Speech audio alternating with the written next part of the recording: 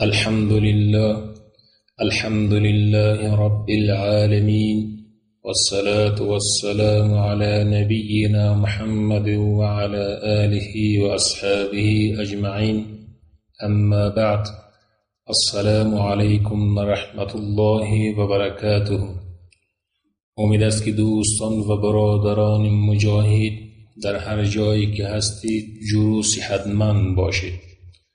بله سامعین محترم، بحث ما درباره توصیف و تمجید صفت شجاعت روان بود. حال می آییم بحث خود را درباره فواید صفت شجاعت و دلاوری ادامه می دهیم تا شود امت اسلامی صفت شجاعت و دلاوری را در نفوس خود زنده کنند و از صفت بزدلی و ترسو بودن دوری نمایند.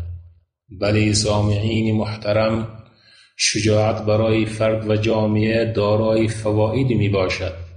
از جمله اول، شجاعت سبب گشاده شدن سینه است، چنانچه که ابن قیم رحمه الله تعالی می فرماید شخص شجاع سینه گشاده و دل بزرگ و قلب وسیع دارد و ترس و تنگترین سینه را در بین مردمان دارد.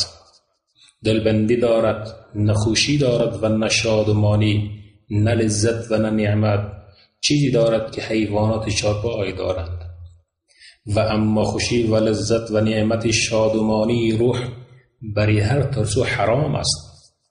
دوم، شجاعت ریشه فضائل است. کسی که از شجاعت برخوردار است و تحمل سختی در جنگ را نیز دارا می باشد و دارای صفات همچو اراده بزرگ، ثبات، صبر، مهربانی با فکر شهامت و تحمل زحمت می باشد. سوم، شجاعت صاحبش را به عزت نفس و ارجحیت بر اخلاق والا و نجابت سوق می دهد، چنانچه ابن قیم رحمه الله تعالی می فرماید شجاعت انسان را به عزت و برتری دادن به اخلاق و نجابت و فداکاری می رساند. چهارم، مرد شجاع به الله متعال گمان نیک دارد. ابن قیم رحمه الله تعالی می فرماید جبن و بزدلی بدترین چیز نزد مخلوق است و ترسوها کسانی اند که به الله متعال گمان بد دارند و اهل شجاعت و سخاوت آنانی اند که به الله متعال گمان نیک دارند. چنانچه بعض حکما در وصیت خود گفتند با مردمان شجاع و سخاوتمند باش، چون آنها به الله متعال گمان نیک دارند. و شجاعت بر مرد در مقابل بلاهاست و جبن بزدلی کمک کردن دشمن علیه خود است.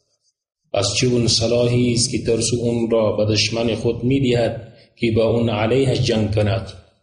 پنجم، عرب ها می گویند شجاعت وقایه است و جبن کشنده است و به تحقیق الله متعال گمان ترسوها را تکذیب کرده است که آنها گمان میکنند اینکه ترس و بزدلی ایشان آنها را از مرگ نجات میدهد. الله متعال میفرماید اعوذ بالله من الشیطان الرجیم قل لن ينفعكم الفرار إن فررتم من الموت أو القتل وإذا لا تمتعون إلا قليلا. الآیه. ای رسول الله صلی الله علیه و آله و سلم بگو اگر از مرگ یا کشته شدن فرار کنید هرگیز فرار نمودن سودی به حالشان نخواهید داشت و آنگاه جز اندکی از زندگی دنیا بهره‌مند نخواهید شد. بله سروران گرامی، مصلحت نظام و سیاست فقط از طریق شجاعت به دست می آید. چنانچه شیخ الاسلام ابن تیمیه رحمه الله تعالی می فرماید مراقبت از مردم و سیاست اونها تمام نمی شود مگر با سخاوت که بخشش است و یاری که شجاعت است. چنانچه الله متعال می فرماید اعوذ بالله من الشیطان الرجیم یا ایها الذین آمنوا ما لكم اذا قیل لكم انفروا في سبیل الله اثاقلتم الى الارض ارضیتم بالحیاة الدنیا من الآخرة فما متاع الحیاة الدنیا فی الآخرة الا قلیل. الآیه.